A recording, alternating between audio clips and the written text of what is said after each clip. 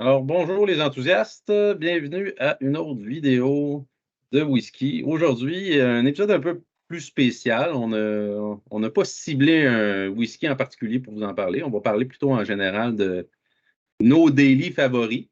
Un daily, on entend quoi par ça? Ben, je pense qu'on a un peu une conception différente. Je pense que c'est relatif à chacun, c'est quoi notre budget, puis à quel point on boit aussi, là.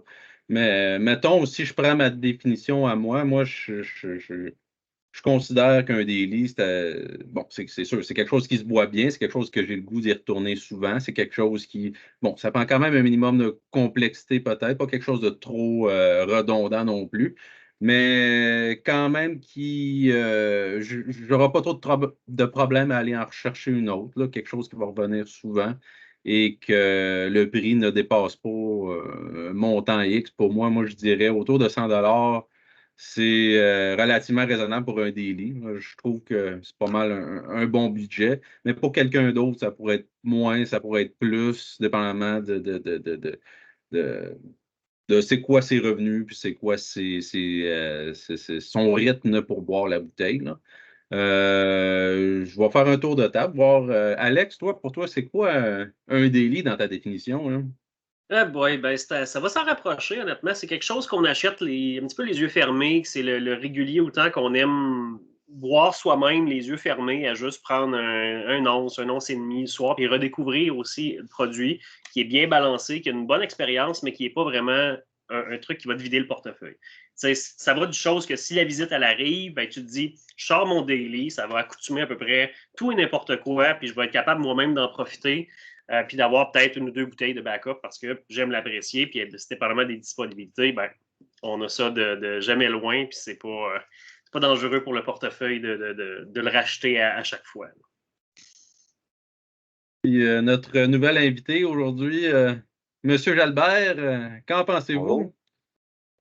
Ben, pas mal, vous avez résumé quand même pas mal ce que c'était un daily quand même pour moi. Moi, c'est sûr que ce soit bon. Euh, j'ai un peu la chance d'avoir quand même pas mal de choix. Fait que, je reste pas à un type que je vais boire tous les jours. J'aime ça quand même explorer dans le choix que j'ai. C'est sûr que ça rencontre un minimum de. C'est ça, bon, que c'est agréable, donne une bonne expérience. C'est sûr, comme tu disais un peu, JP, c'est sûr que quand c'est pas nécessairement hyper complexe non plus. Fait que c'est quelque chose de raisonnable que si on veut faire d'autres choses en même temps, mais qu'on est moins focusé sur le whisky et qui nous monopolise tout le cerveau.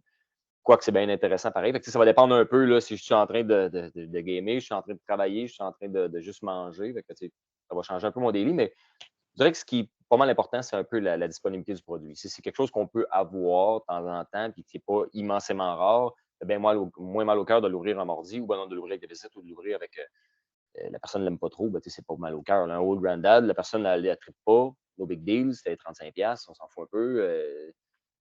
C'est sortir le Highland Park 18, le gomme pas ça, vite ça dans le drain, ou la cale one shot, ben alors, c'est un peu plus J'ai plate. Nick Hardy qui joue à nous autres, va l'accepter en plein milieu de Juste à temps l'enregistrement. pour- Bon, bonjour, mon Nick.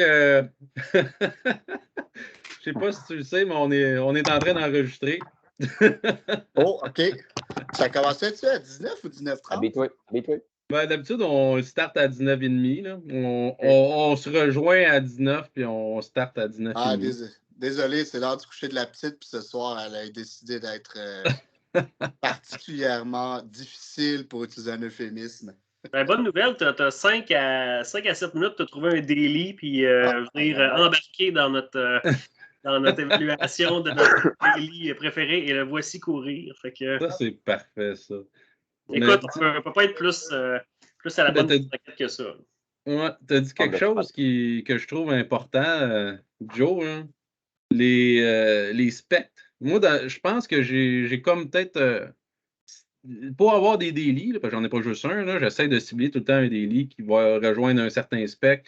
Ben, mettons deux, trois specs différents. Je vais avoir un Sweet Peach, je vais avoir un On Peach, je vais avoir un Cask Strength, je vais avoir un Bourbon, je vais avoir quand même un éventail de daily. J'aime mieux mettons, là, pas être limité, puis dépendamment de Ouais. comment je file, moi, je suis quelqu'un de très versatile. Là. Je ne suis pas nécessairement un gars qui va être très bourbon ou quelque chose, ou juste sherry. Je vais avoir des phases sherry, je vais avoir des phases bourbon, je vais avoir des Ouais. phases peat. Ça va changer selon mon humeur, puis c'est ça va évoluer avec le temps. Fait que Nick, nous autres, on a fait un tour de table en expliquant un peu c'était quoi notre définition d'un daily pour nous, parce que ça peut être différent pour chacun, là. OK. Je sais pas pour toi, qu'est-ce que t'en penses? Pourquoi? Ouais, j'y réfléchissais pas mal, tu sais, quand j'ai reçu l'invitation, puis je pense que j'ai 2 phases de daily, si tu veux. J'ai toute la première moitié de ma carrière de whisky, puis où, dans le fond, c'était un whisky sur lequel je tripais particulièrement. Il fallait que ce soit pas trop cher, puis il fallait que je le trouve facilement à la sac. Fait que, tu sais, j'ai eu une phase un peu comme toi, tu sais, j'en avais toujours un petit peu un tourbé, un pas tourbé, un salin, un bourbon, un rye. Puis, tu sais, j'ai eu le Talisker 10, j'ai eu le Glenmorangie Nectar d'Or.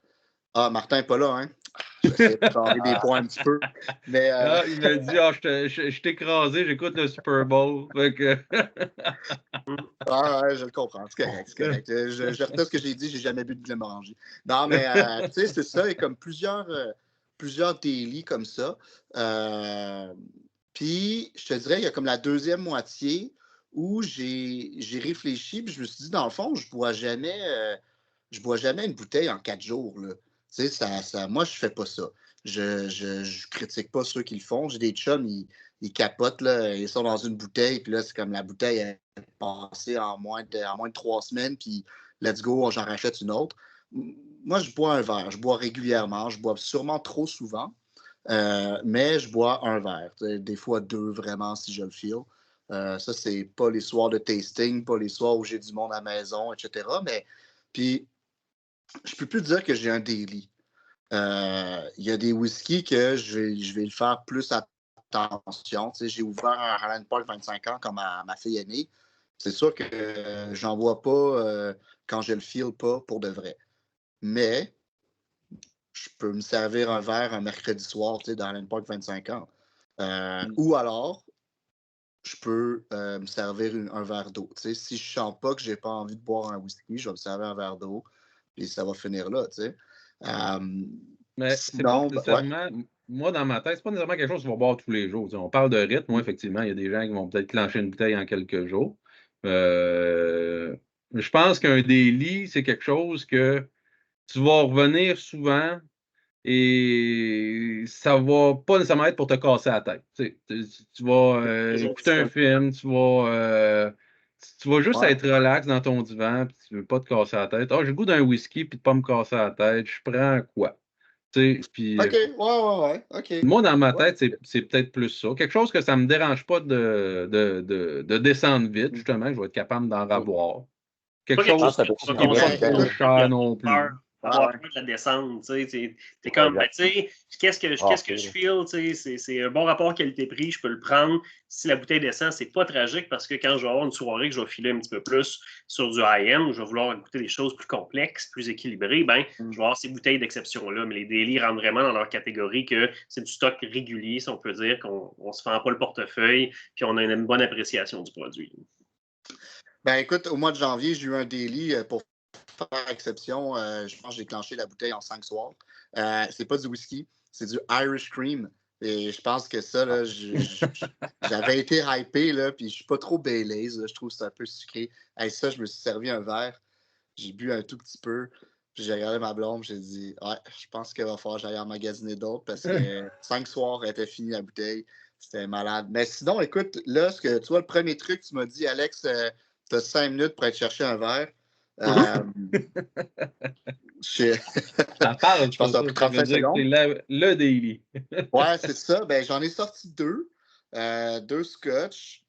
Puis, je sais pas si vous avez déjà parlé de ce que vous buviez à soir ou. Pas Pas encore. encore. On est Ah, arrivé là. ok. Encore. Fait que, Je dis rien Tu de mets bon. bien la table chaude. T'étais direct dans l'intro, là, premier tour de Ah, table. parfait.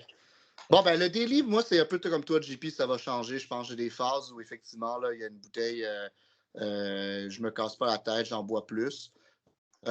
Par contre, je rachète rarement les mêmes bouteilles.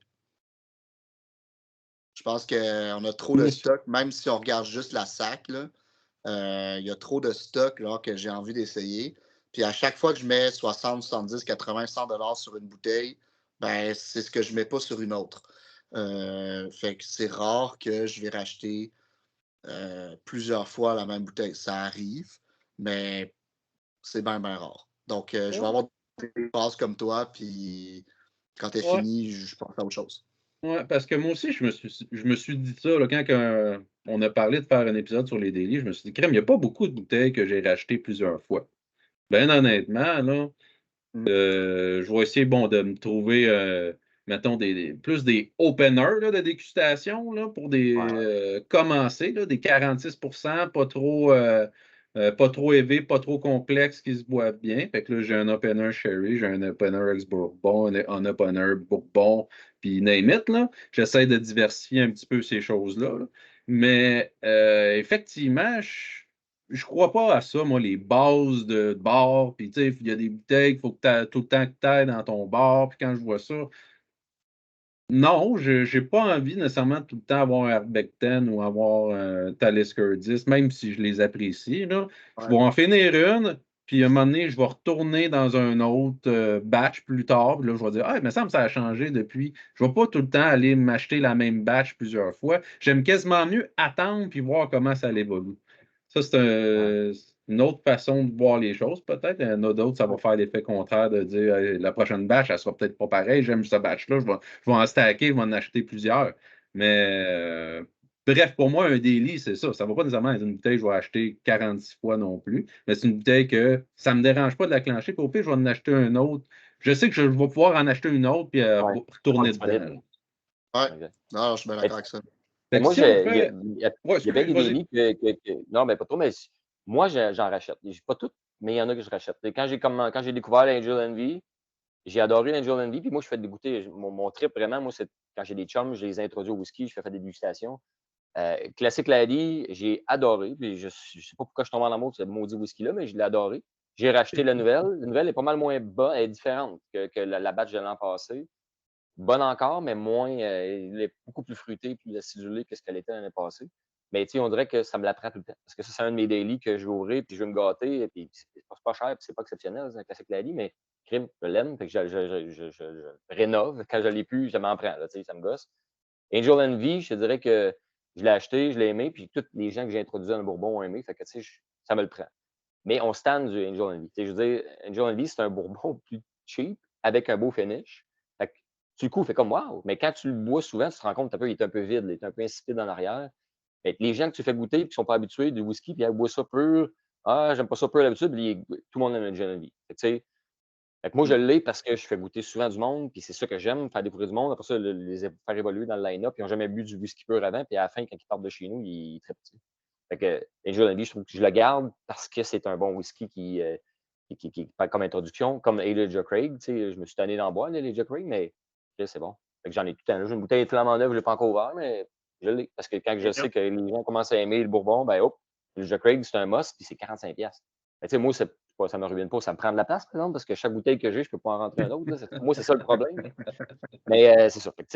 Moi, j'en rachète. Tu touches encore de quoi de supplémentaire dans la définition de daily. Ça peut être un whisky aussi à introduction. Un whisky qui va servir justement à faire introduire des gens, à faire aimer les gens. Un whisky qui est facile à aimer quand que tu connais pas trop ça, puis que peut-être que pour toi, ça va être intimidant de rentrer dans un haut taux d'alcool comme ça. Ben, tu te dis, ah, ben, je vais garder une bouteille de ce produit-là d'un coup que je veux faire découvrir le whisky à quelqu'un. Ben, dans ma tête, ça rentre dans les critères qu'on peut se mettre là, quand on sélectionne notre daily. Tu as dit quelque chose d'intéressant sur le classique Laddie. Ah, je l'aimais, puis là, je la nouvelle, la batch est moins bonne. T'sais. Puis ça, je pense que c'est quelque chose que. Il y a comme un entre-deux. Moi, j'aimerais ça voir plus de distilleries faire des batchs puis annoncer ce qu'il y a dans leur batch. Tu sais, la semaine passée, JP, on a passé là, la transparence, etc. Mais parce que sinon, comme ton produit, il y a un problème. C'était pas qu'à écrit dans le temps. Puis j'ai fait une dégustation à l'aveugle de 5 Highland Park 12 de 1980 à la dernière édition 2017. Puis on avait un 6e whisky. personne ne savait ce que c'était. Puis, écoute, il n'y a personne qui a su dire ça, c'est le 80, ça, c'est le 90, 2000, 2010. Finalement, là, c'était un Old Pulteney 12, le par rapport. Puis, personne n'a su que c'était ça. C'était comme, c'est-tu genre une twist du Highland Park? On ne sait pas. Fait que ça, là, les gens disaient, c'est mieux avant le whisky, c'était mieux avant, les années 80, c'était le bon vieux temps. À l'aveugle, 1990, c'était le moins bon. Puis le 1980 était meilleur, mais crime, il n'y a personne qui a su dire ça, là, on touche quelque chose qui est différent. Fait que dans le fond, le Highland Park 12, pour moi, ça a été longtemps un daily. C'est vrai que ça, j'en ai toujours. Un peu moins maintenant, j'en ai toujours, mais tu sais, c'est la consistance. Ou alors, arrête d'annoncer le classique, l'a dit, tout le temps la même affaire, puis fais des batchs. Puis là, annonce que tel batch, tu sais, ça va être ça. Puis je pense que tu regardes bien du monde sur le groupe des enthousiastes, leur daily, c'est quoi? Glenallachie 10. Là, c'est malade, ils trippent à essayer les différentes batchs. Puis là, dire, j'aimais mieux elle, mais la dernière, je l'aime moins, mais dans le fond, la prochaine, je vais peut-être l'aimer aussi.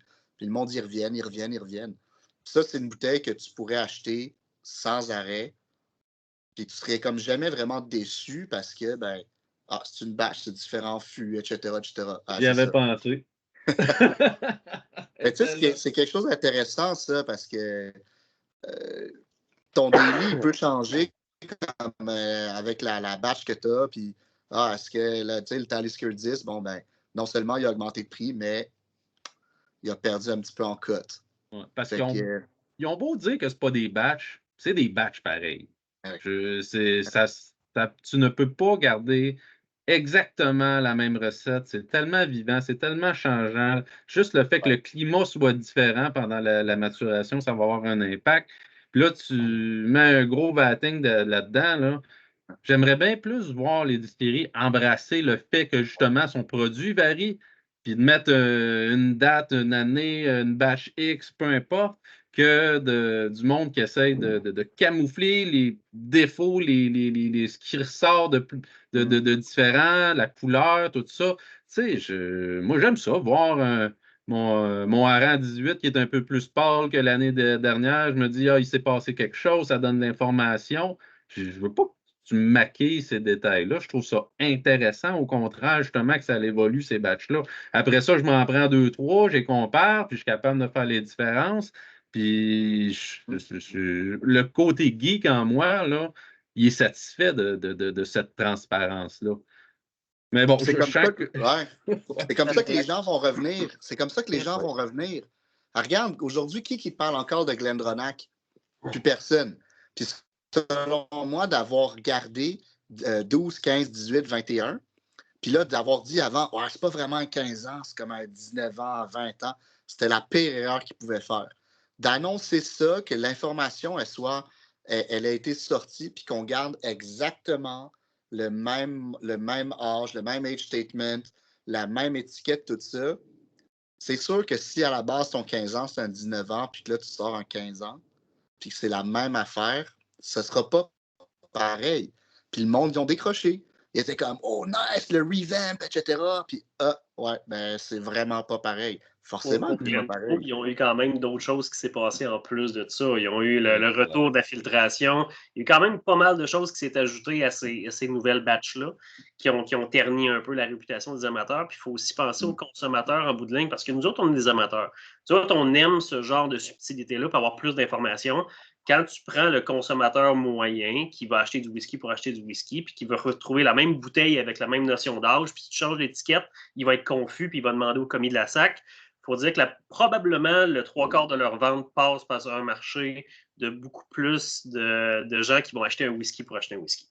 C'est dommage, mais le marché, c'est ça. Puis c'est pour ça que de changer un peu, puis c'est pour ça que les cocktails, tout ça, la mixologie, c'est populaire parce que, tu sais, le whisky qui gagne les concours là, à blender, là, que ça soit du Glenmoe 10 ou que ça soit une version de X de l'eau 40, mais elle va se retrouver dans partout, puis les gens vont juste pouvoir l'acheter les yeux fermés en se disant j'achète ça va être bon. Mais je mets un bémol, là, la clientèle cible là, de GlenDronach à l'Ardis, c'était pas la clientèle d'un bar. C'est pas tu sais, c'était des geeks, là. Pourquoi aller retirer le non-chill filtered, la notion de natural color? celle-là, je la comprends pas. C'est comme s'ils n'avaient juste pas compris à qui ils s'adressaient ou, au contraire, ils ont compris et se sont dit de la merde. Moi, c'est pas ça que je veux aller viser comme clientèle. Parce que c'est pas vrai que ceux qui vont acheter du GlenDronach 15, 18, 21, c'est monsieur, madame, tout le monde qui s'achète une bouteille au comptoir de la SAC comme ça. Les GlenDronach 21, les derniers, là, c'est tout du monde comme toi et moi qui ont appelé le matin. Hey, vous avez reçu des GlenDronach, là, mets-les de côté, toute la caisse au complet, je vais aller les acheter dans 5 minutes. C'est des gens qui vont dévaliser à la shop jour 1 ou que ça ne traînera pas longtemps ces tablettes. C'est pas un. Fait que, bref, moi je pense qu'il y a une nuance à apporter dans la clientèle cible à qui tu t'adresses avant justement là, de dire que c'est pas important de dire qu'il est filtré à froid ou il y a de la couleur naturelle ou tout ça qui est 46 Quand tu fais des changements comme ça, là, tu ne peux pas te permettre, quand tu t'appelles GlenDronach, de juste pas penser à ces choses-là. Mais bon, ça, c'est mon point de vue à moi. Là, on pourrait en discuter longtemps. Genre de daily éventuellement. Là. Je pense que ça revient de sa Moi, si je starte la roue, là, quelque chose que je trouve qui manque beaucoup à la SAC, là, Edradour, la version Signatory Single Cask, 10 ans. 46 je trouve que c'est tellement un bon sherry goûteux, tellement facile à boire et texturé, puis pas trop dispendieux. Il devrait, s'il serait à ça, il serait probablement autour de 115-120. Là. Mais malheureusement, ça pleut ailleurs au Canada, mais on n'en a jamais ici. Au Québec. Le plus proche, c'est probablement le Caledonia 12 ans, mais ce n'est pas un single cast, c'est plus une batch de plusieurs tonneaux. Bref, ça, c'est une bouteille que j'en ai plusieurs. Ça, j'en ai descendu une. Celle-là est à la veille de finir, puis j'en ai une autre. Puis c'est toutes des batches différentes. It's that good. Si tu vois à la couleur, parce que c'est couleur naturelle cette fois-ci, qu'effectivement, ça a l'air goûteux, puis quand tu goûtes, c'est goûteux autant que ça a l'air goûteux. Non, c'est une fantastique bouteille. C'est 10 ans. Ça devrait être partout ces tablettes. Puis honnêtement, c'est tout le temps disponible ailleurs pour une des plus petites distilleries d'Écosse qui font encore la qualité. Ils font encore un petit tirage par semaine, mais ce qu'ils produisent de là, puis je pense que c'est du full mature. Fait que c'est 100% dans une maturation dans les fûts de sherry, puis c'est bien réalisé. C'est pas eux autres qui font une mini distillerie, elle n'est pas si grosse que ça pendant tout. C'est une des plus petites d'Écosse. Ils font genre 800 000 par année, je pense, de litres d'alcool, qui est comme une goutte dans l'océan pour n'importe quelle distillerie écossaise qui se respecte. Oui, mais quand même, ils ont une belle recette parce que tout le monde connaît. Tout le monde, la plupart des gens vont dire oui, c'est très bon. Ils produisent, ils vendent, ils ont vraiment optimisé l'espace qu'il y avait, ils ont tout optimisé ça, puis ça roule. C'est un beau modèle d'affaires, je trouve. Parce que tout le monde, on connaît. Moi, j'ai pas. Non, j'ai pas acheté mais j'ai pas goûté encore. Mais tu sais, je n'entends parler en tête que je sais que m'amener, bon, mais je vais en ramener une puis je vais y goûter parce que je sais que c'est une petite distillerie, je sais que tout le monde aime. C'est encore très manuel. Ils n'ont pas d'automatisation beaucoup. C'est le fun d'encourager aussi parce que justement, c'est quelque chose qui est beaucoup plus gardé à l'interne puis qu'ils ont gardé ce qu'ils ont puis ils n'ont pas investi dans vraiment automatiser ou enlever du temps. C'est les mêmes employés qui rentrent, qui font leur batch puis qui sortent. Mais on dit que c'est petit, mais c'est quand même Signatory au-dessus qui détient tout ça puis qui fait tous les embouteillages indépendants à côté qui représentent quand même une bonne. On en voit souvent aussi là, des Signatory, single cast, whatever. Puis ça aussi sont excellents. C'est les fûts viennent de la même place. Là. Fait que normalement, tu aimes les fûts de sherry, des Signatory ou de Edradour, ben vice-versa. Qu'est-ce qui est bon pour Pitou est bon pour Minou. Fait que les casses, si tu aimes cette sorte de casse-là, de fûts très soaky, là, très imbibé de fût de sherry, Edradour Signatory dans ma tête, c'est un must. C'est vraiment une petite distillerie qui garde encore des belles méthodes, puis qui fait encore des bons sherry à prix raisonnable. Ouais. C'est un bon daily, tu trouves, pour ce que c'est avec le qualité-prix. Puis disponibilité, bien là, tu triches un peu. Disponibilité, malheureusement, pas en sac, mais mettons que j'irais en sac, c'est probablement le Caledonia 12 ans, qu'on pourrait aimer peut-être plus un ou l'autre. Je pense que les deux sont très bons.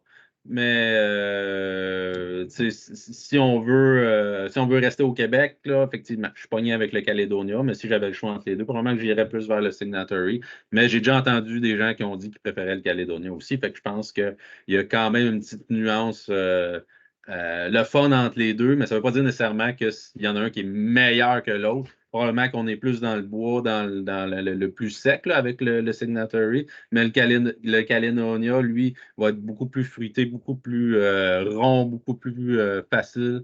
Puis peut-être que ça va rapprocher plus d'un daily pour le commun des mortels. Là, fait que j'aime ça. Bref, j'aime à peu près tout ce qu'ils font comme produit entrée de gamme, là, mettons, là, dans Dradour / Balakin, parce que Balakin, c'est le côté Pete de Dradauer. Parce que le 10 ans aussi, je l'ai pas loin, là. Balakin, tu sais, regarde comment c'est le fun, ça. Une distillerie qui te produit du core range de très grande qualité et des éditions limitées quand même abordables de très grande qualité. Contrairement à d'autres que c'est genre, hey, on va scraper le core range dont on s'en fout, puis on va te sortir des affaires à 500, 600, 800 000 je ne veux pas nommer Bowmore, là, mais Bowmore. Puis, non, mais tu sais, c'est ça. C'est le fun, ce genre de distillerie-là, là, qui est capable de te sortir du beau core range de qualité, sans, je ne veux pas dire sans prétention, mais un peu comme ça. Tu sais, c'est juste, ah, regarde, c'est bon. On fait un peated, un non-peated, puis si tu veux aller ailleurs, ben là, tu as des single casks, tu as des éditions limitées. Je trouve que c'est une distillerie à garder à l'œil, là. Oui, ça se vend par eux-mêmes. Ils n'ont pas de marketing. Ils n'ont pas une édition avec un dragon dessus ou un Écossais avec des descendances de Vikings qui est allé conquérir une grotte maintenant. Fait que, je veux dire, ça se vend par eux-mêmes. Ils n'ont pas besoin de ce type d'encouragement-là au niveau de la pub. Fait que ça, c'est fantastique aussi.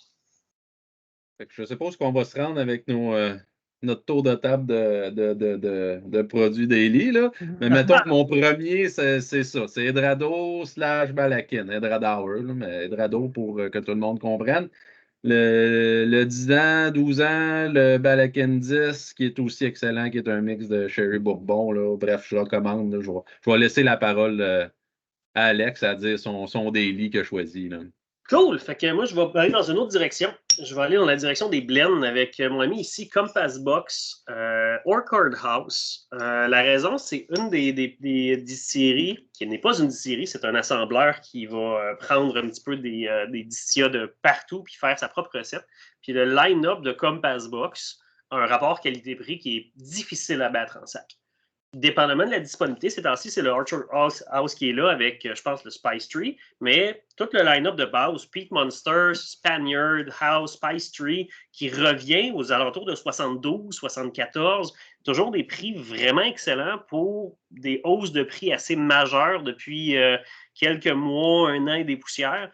Puis d'avoir un petit peu ce whisky-là pour me retourner parce que j'aime beaucoup de dégustation dans le public, dans le privé. Puis ça fait partie des super belles choses à introduire. C'est un line-up de Compass Box qui ne va pas crever le portefeuille puis qui va avoir une belle complexité. Les éditions du Core Range ont un équilibre fantastique. Puis spécialement le Orchard House que j'ai goûté puis que je me suis racheté des bouteilles parce que ça me fait vraiment penser à des fruits du verger puis retrouver un petit peu ce côté super frais là, les poires, les pommes jaunes, la petite vanille au travers. Ce thème-là, c'est embrasser beaucoup le bourbon cask, puis ça, c'est de moins en moins fréquent dans le marché actuel qui vont vraiment dans du sherry, du porto, du manzanilla. Ils veulent faire l'expérimentation comme le marché de la microbrasserie qui allait 100% sur on veut attirer d'autres mondes.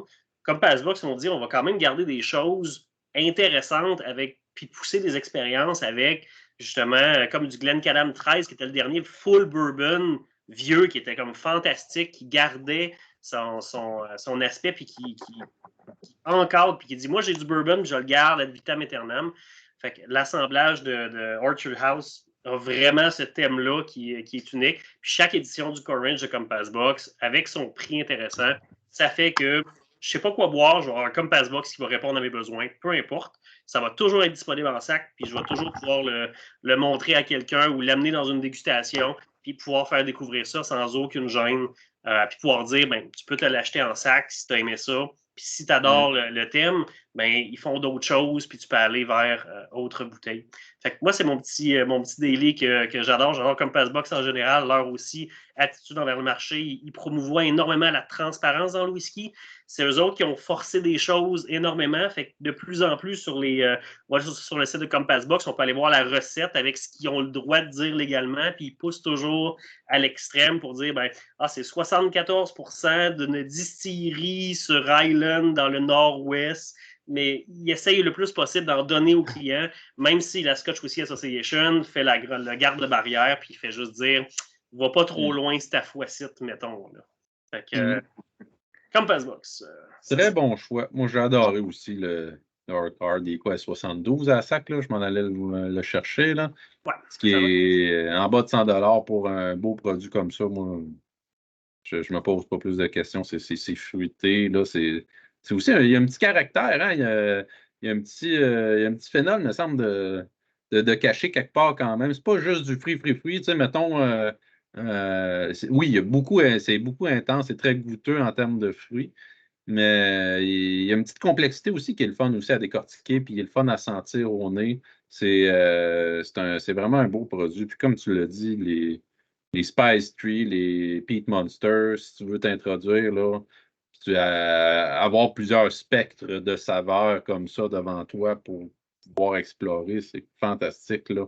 Tu vas avoir 3 spectres carrément différents. Tu vas avoir un Peated, tu vas avoir un Spice Tree qui essaye de faire un peu les épices du chêne. Fait que ça te donne une idée de c'est quoi un Virgin Oak ou quelque chose qui est plus sur le chêne. Puis, tu as un super fruité on peat qui a du caractère pour le prix. Puis, toujours 36%, toujours non-chill filtered. Fait que t'en as même pour ce prix-là, tu as ton non-chill filter, puis tu as un beau 46% l'alcool. Et vraiment, tu en as pour ton argent. Tu as de l'information pour geeker aussi. Tu peux aller sur Internet, voir toute la composition. Puis 72$ finalement, je viens de valider là, pour ceux qui écoutent. À la SAC du Québec, 72$, honnêtement, ça devient de plus en plus difficile sous la barre des 100$ de trouver quelque chose qu'on peut comme adhérer puis comme vouloir retrouver à répétition puis comme savoir que ça va rester dans des prix raisonnables. Puis encore une fois, ils font des éditions limitées plus haut de gamme qui sont absolument incroyables.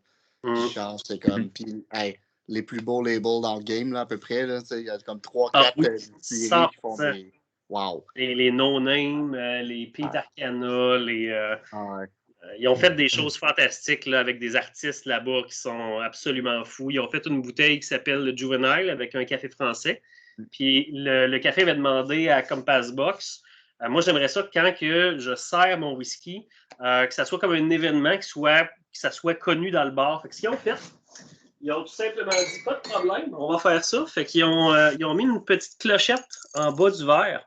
Pour que ça fasse cling puis que ça fasse du bruit pour annoncer à tout le monde qu'il y avait un service qui se faisait du absolument fantastique.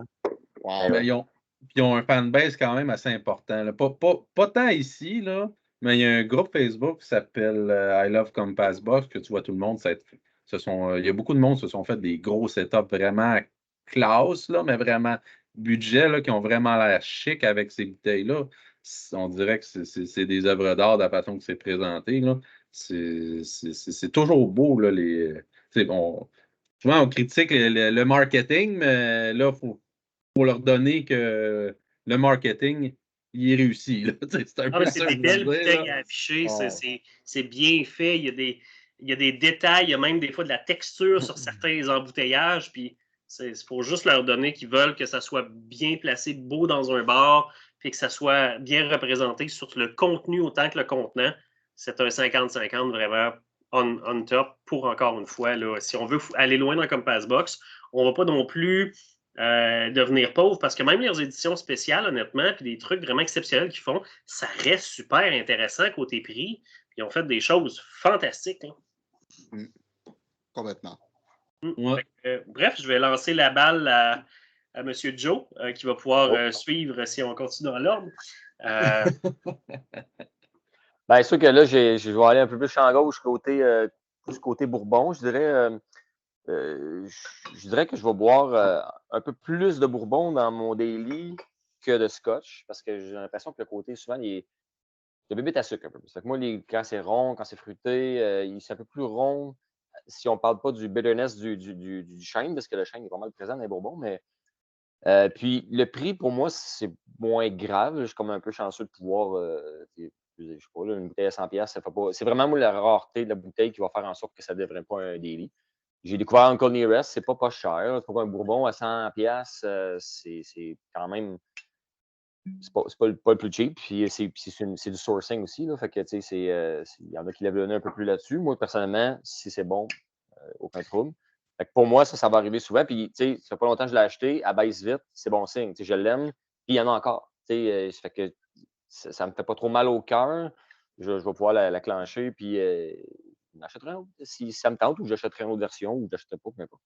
Mais, celle-là, on l'a débouché. Puis, j'étais avec des amis. On l'a découvert ensemble. Tout le monde l'a aimé. Puis, pour un Bourbon, il n'y a pas trop de chêne. Il n'y a pas trop de. Il est quand même pas mal fruité. C'est un peu cher. Mais moi, je trouve que ça vaut la peine parce qu'au moins, on n'est pas déçus. Ça va être un de mes styles de daily. J'ai des affaires plus rares un peu ça serait mon daily. Ça, c'est le Kings County. C'est un Bourbon. C'est vraiment. J'ai acheté ça à New York. C'est fait. C'est pas de quoi qu'on a ici. En fait, on a juste la pointe de l'iceberg disponible comme Bourbon au Québec. C'est l'enfer.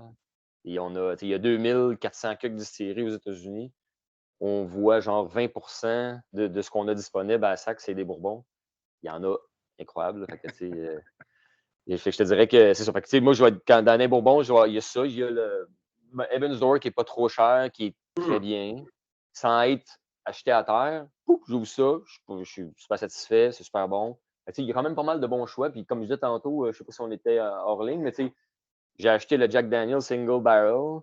Je m'attendais à de la pisse. Je ne m'attendais pas que ça soit super bon. Puis tabarnouche, j'ai aimé ça. J'ai fait comme crime, hein? On dirait qu'à cause que ma barre était tellement basse, j'ai pas été déçu.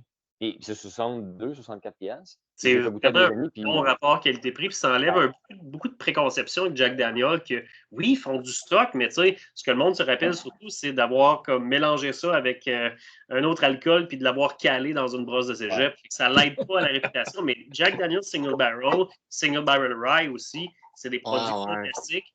Je vais peut-être pas backer Sinatra parce que j'achèterais comme 5 single barrel avant même de toucher un Sinatra parce que la différence de prix vaut vraiment pas la peine. C'est bon, mais ça vaut pas la peine. Mais les single barrel, c'est un sale de bon price point. On achète ça à l'aveugle, ça c'est sûr. Moi, c'est les. Excuse, je vais parler. Dans ton dos.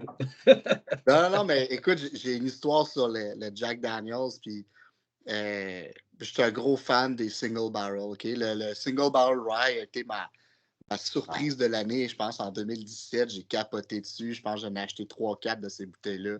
J'ai descendu, mais bref, je suis dans un party, puis un house party, tu sais, puis là, j'ai du Jack Daniels, tu sais. Puis là, il y a un gars, il est chaud raide, là, il est désagréable. Puis il me dit toi, tu penses que tu connais ça, le whisky, hein? Tu fais ton frais, tu bois du Jack. Je suis comme moi, ben, premièrement, c'est du Jack Single Barrel, tu sais. Puis deuxièmement, je connais ça. Je connais pas tant que ça, tu sais, relax, là. Anyway, je suis juste là pour j'ai du coke aussi avec, là. Il me dit Jack, c'est de la merde. Jim Beam, c'est bien meilleur. Fait que je dis, ben écoute, ça tombe bien. J'ai du Jim Beam dans mon sac. Fait que je dis, on va faire un test. Tu vas fermer tes yeux, je vais mettre 4 shooters, 2 Jim Beam, 2 Jack. Il dit, OK, moi je vais te dire c'est quoi. Je dis, OK, parfait. Ferme ses yeux, évidemment, j'ai mis 4 de Jack. J'ai pas mis un seul Jim Beam. Fait que là, le premier, ça c'est dégueulasse, ça. Il crache quasiment. Là, tout le monde commence à regarder parce que le gars, il a l'air d'un fou, là. Puis là, les deux autres, deux d'après, là, ils lèvent le petit doigt, là, puis ça c'est bon, c'est goûteux. Puis là, il en met le dernier, c'est de la scrap, ça c'est sûr, c'est du Jack. Et là, je disais, c'est tout du Jack. Puis le gars, j'ai fini par y laisser ma bouteille. Il capotait. Il était genre, c'est pas vrai. Je dis, garde, je te le mets dedans, tu sais, vas-y. C'est Et quoi? là, il était sûr. Ben, tu sais, c'est ça, c'est Jack, c'est pas bon. Ouais, mais c'est sûr que si tu bois ton 26 onces en une soirée, c'est pas bon, là. Ils Mais ne seront pas bons longtemps là, pendant que ouais, tu ça goûtes. sera pas Là. bon longtemps en plus. Non, mais les Mais Jack, ouais, c'est c'est bon. tellement à l'aveugle que ça se passe aussi. Parce que, tu sais, là, comment je te sers la bouteille, le prix, tout ça, ça nous programme. Je t'arrive à l'aveugle, tu sais pas pantoute, je te fais goûter, tu goûtes des affaires, puis je te mets un artiste en résidence au travers de d'autres affaires. Ça se peut que l'artiste en résidence, tu fasses comment? Elle n'est pas si pire, tu sais. Puis peut-être pas non plus, ça va dépendre dans le line-up, mais tu sais, quand l'autre fois, il nous avait dit que le 14 ans de Glenfiddich, 14 ans, il goûtait le savon. Ah Puis j'avais oui. acheté une bouteille. Fait que là, j'étais là, merde, là, j'ai-tu une bouteille goût de savon? Fait que là, c'est sûr que si j'ai le savon dans la tête, Steve va goûter le savon. Fait qu'à la place, je me suis fait un line-up, j'ai demandé à ma blonde, vas-y, mets-lui dans le top, choisis-moi d'autres whisky, puis je vais y aller à l'aveugle. Puis à l'aveugle, puis il n'y en a pas un qui goûtait le savon à l'aveugle. Fait que, OK, fait que là, j'étais comme correct, j'étais pas préprogrammé. Hein. Fait qu'à à l'aveugle, c'est fantastique. C'est tough en crime. On en bout du whisky, là, puis il y a des affaires que moi, je pensais que c'était acquis, que je savais que je reconnaîtrais un Glenmorangie 10, là, c'est ce qui était un très bon daily que j'ai vu longtemps. Là. Puis je pensais qu'à un moment donné, on avait tous sorti nos Glenmo, puis on fait un line-up de Glenmo, puis on le fait à l'aveugle, puis c'est sûr, je reconnais le 10. T'sais. Et Calvin, ce qu'à l'aveugle, là. En tout cas, il y en a peut-être qu'on peut devenir meilleur. Hein. On peut s'entraîner, là, mais personnellement, à l'aveugle, je me fais berner. Ça dépend à quel stade de la soirée, là, parce que là, le gars d'un party chaud, là, c'est clair que même moi, d'un party chaud, là, demande-moi pas de retrouver deux shooters de je sais pas quoi, là, mais que.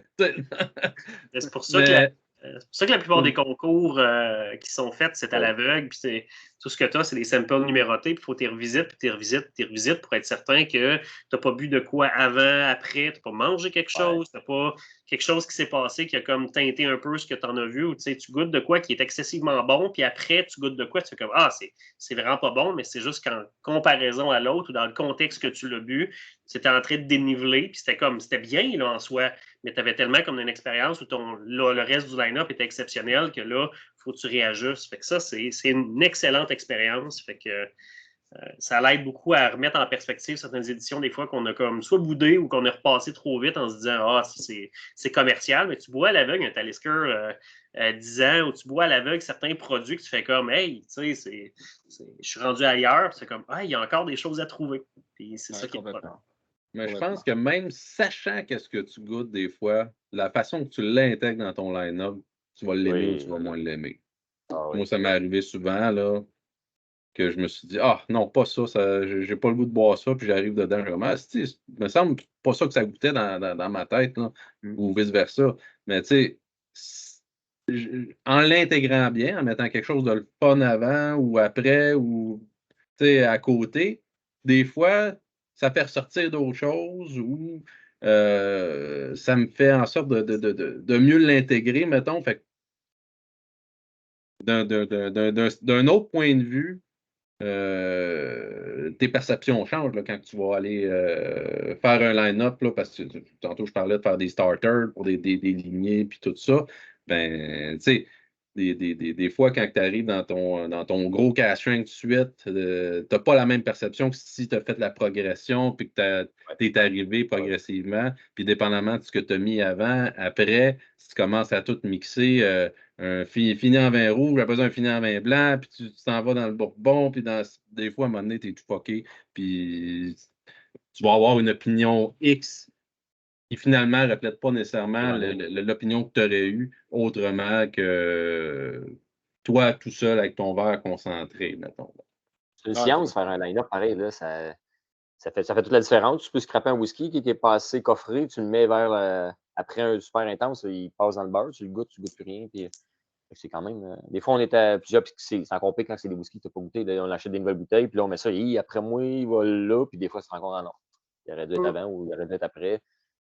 Mais quand tu les connais, puis là, c'est ça, c'est quelque chose. Puis quand moi, je fais goûter des amis, puis je les amène, puis ils aiment un peu le whisky, bon, ben, je les amène dans un line-up, puis là, puis je me dis, celui-là, ça va bien aller, je vais le mettre là, puis finalement, ça fait pas pantoute. Fait que là, moi, j'apprends, je prends des notes, puis c'est une science. Ça fait toute la différence. JP l'a dit, si tu mets pas le bon whisky à la bonne place, ou ça va en rehausser un, ou ça va en caler un vers Exactement.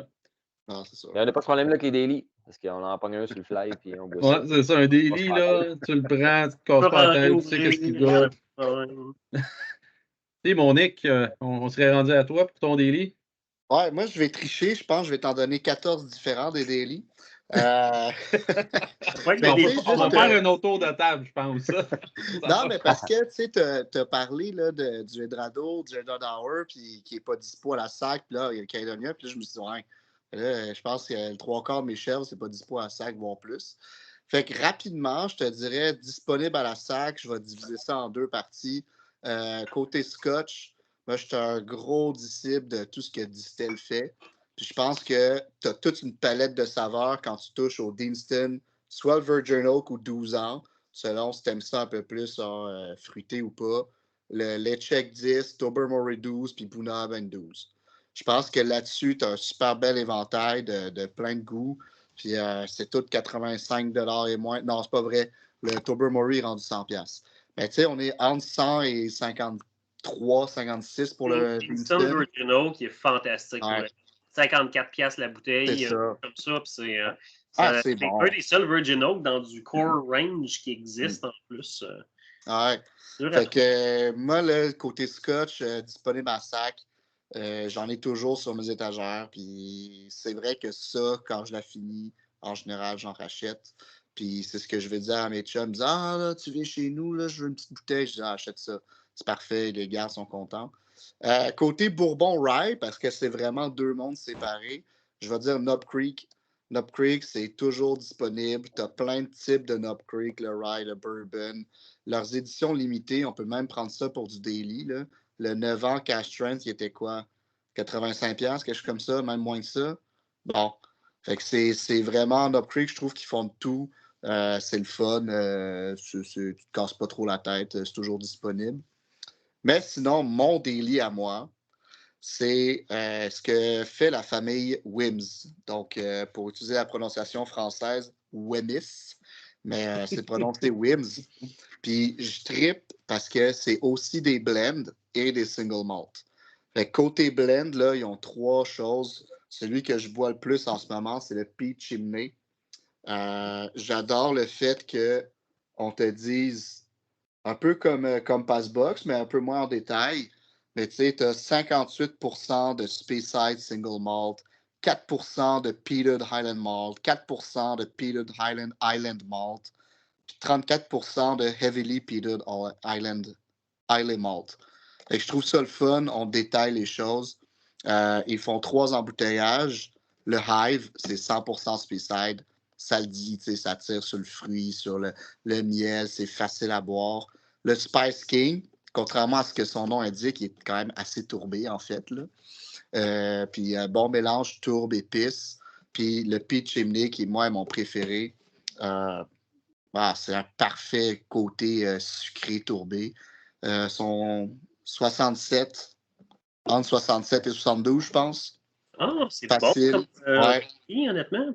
Ouais. Puis ils font des single malt parce que dans le fond, la famille s'est construit une distillerie Lowland.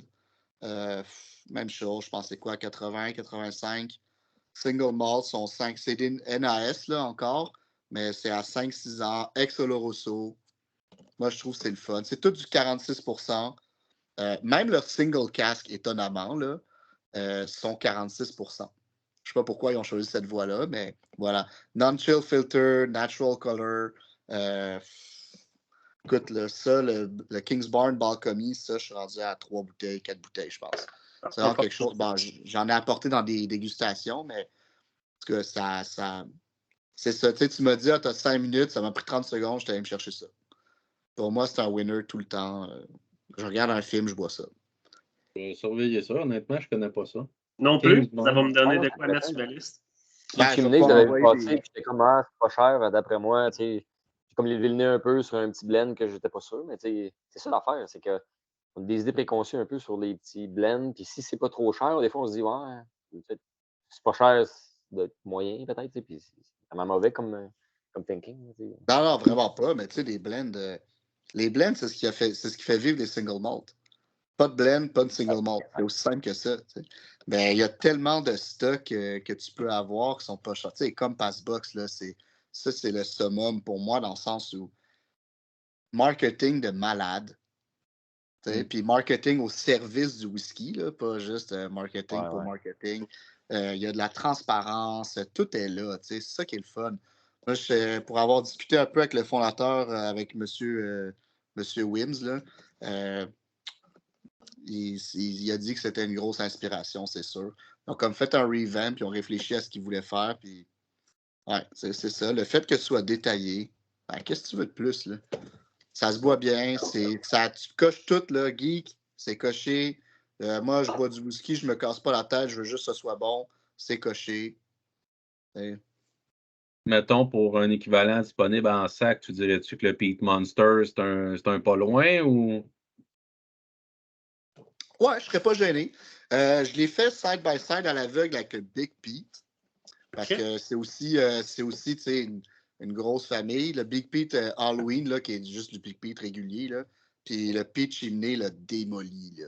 À plat couture, là, j'ai fait à l'aveugle pour 6 personnes, puis c'était comme aucune comparaison. Mais avec le Pete Monster, en effet. C'est pas tout à fait pareil. Le Pete Chimney est beaucoup plus, tu sais, c'est quand même 54%, 58% de Speyside. Fait que tu as plus de Speyside que de Peat là-dedans. Mais c'est un équilibre tellement beau. Mais je trouve qu'en qualité, ouais, pour moi, en qualité, les deux sont kiff-kiff, là. Okay. Ben, je vous enverrai des samples, les gars. Ça serait bien apprécié. Moi, j'allume sur des bourbons qui seraient des bons daily que je n'ai pas pensé, là, mais que je viens d'allumer, là. Moi, j'ai commencé à aimer le bourbon avec le Woodford Reserve Double Oak. Le fameux Double Oak qui est vraiment char, qui a vraiment beaucoup de chocolat, qui est pas si cher que ça, qui revient quand même souvent à la sac. Pas le standard, c'est vraiment le Double Oak exact qui m'a charmé, vraiment pour le côté très sucré. Là. Tu sais, c'est quand même très prononcé sur le caramel, le chocolat, le bois, les épices. Un 45 quelque chose, me semble, de mémoire, 45,7, 0,3? 45,2. 45,2. Fait quand même un bon taux. Pas trop haut, pas trop bas pour un néophyte. Je pense que c'est tellement une belle bouteille pour introduire. Justement, on parlait des bouteilles pour introduire les gens. Si je veux faire aimer le Bourbon à quelqu'un, je pense que c'est un bon candidat. 70-ish, je pense, à la sac. Je ne sais plus, il est rendu combien. Là. Il me semble que c'est pas si... Ouais. Il a augmenté de prix depuis, là. Mais j'ai déjà vu à 100. L'année passée, je le voulais parce que je n'avais pas goûté encore. Puis je l'avais vu à Québec, la grosse sac du Québec était à 100. Puis là, après ça, il est retombé. Je l'ai vu dedans. Moi, je l'ai acheté au Nouveau-Brunswick. Puis il est tombé disponible un mois après ici, là, un peu en retard, comme d'habitude. Puis c'est ça, c'est pas cher là. Il me semble que c'est 80. 72 piastres. 72 et 75. C'est vraiment très, très bon pour 72 piastres. Ouais. Je pense que niveau rapport qualité-prix, Woodford font du beau stock. Le deuxième Bourbon qui m'est venu en tête vite, là, le Rare Breed. Le Rare Breed, qui est un cast strength, qui est vraiment goûteux, qui a vraiment une belle texture pour le prix, là. C'est un proof, mais c'est pas un proof qui est tant agressant non plus. En tout cas, moi, dans ma perception, je trouve que Rare Breed font des affaires tellement faciles à boire que justement, le fait de rajouter un kick de plus avec l'alcool, ça le ramenait juste plus savoureux qu'agressant. Je pense que j'ai l'impression que c'est comme un 101, mais genre que tu as ramené en cast strength. Là. Il est mielleux, il est rond, il a un beau corps, là, puis souvent, c'est pas cher. Là. Je me souviens d'en avoir vu dans le reste du Canada à genre 40$. Des fois, c'est ridicule qu'on peut trouver ça. Là. Mais on en a, je pense, présentement à la SAC. J'en ai vu passer. Ça, là, sérieusement, là, si vous voulez un bon Bourbon cast strength, niveau rapport qualité-prix, je trouve personnellement, c'est dur à battre. Ouais, complètement. Ben, Wild Turkey font des bons produits. Le Long Branch, pas cher tant non plus. Puis là, il était pas disponible pendant un petit bout. Puis là, il est retombé disponible. Super belle bouteille, bon contenu. C'est pas cassage de tête. C'est un peu moins exceptionnel que Rare Breed, mais c'est une belle balance. J'aime beaucoup mieux lui que le Wild Turkey normal. Le Wild Turkey normal, lui, est un peu mieux. Sinon, le 101 est très bien aussi, mais vu qu'il y a un peu plus de coffre à cause du 50%, 50,5 va avoir un peu plus de coffre. Le Rare Breed, moi, je suis d'accord avec toi, c'est très bien parce que c'est un bon prix puis c'est un high proof un peu. L'affaire, c'est quand on dilue avec de l'eau, il perd. C'est vrai C'est qu'il tient moins pas un bien, whisky justement. tant complexe. C'est juste le fait que ça aille un peu plus high proof qui donne un petit in, puis c'est super parce qu'ils ont choisi le blend et est fait en conséquence que ouais, ça serait peut-être un peu trop insipide, low proof, mais high proof de même, c'est parfait. Parce que je l'ai essayé en diluant en bas, puis c'est comme moins bon que Long Branch. Là, mais high proof, ils ont très bien choisi le produit pour que le high proof rehausse super bien. Ouais, mais petit truc là, pour les gens qui nous écoutent, en respectant la légalité du complexe système alcool au Canada, tu peux prendre ton char puis aller à la LCBO puis ramener ce que tu veux. Je veux pas donner des trucs qu'on n'a pas le droit de faire parce que c'est pas correct, mais ça, tu as le droit maintenant. Puis à la LCBO, là, tout ce qui est core bourbon, ils les ont tout le temps. Tous ceux qui sont dans la région de Montréal, là, Ottawa, c'est 2 heures de route. Tu vas à la LCBO du centre-ville, puis ils les ont toutes, tout le temps. Ça manque jamais. Angels Envy, c'est les shelves.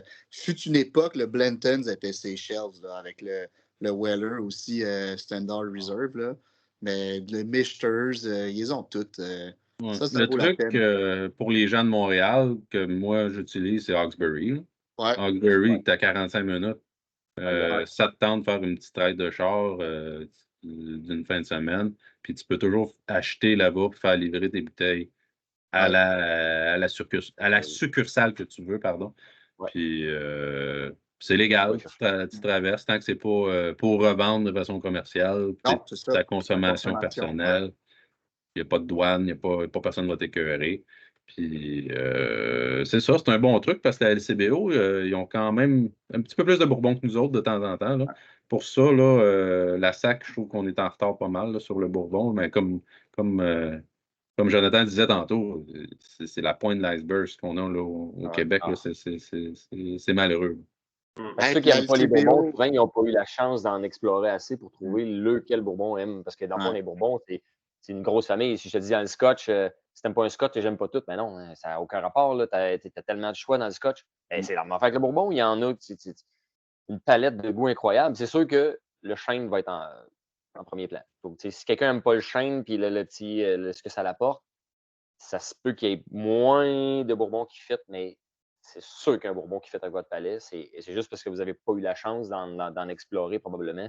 Ou ben non, quand là, c'est des bouteilles à 100, 130, 140, ouais, là, ça fait cher pour essayer.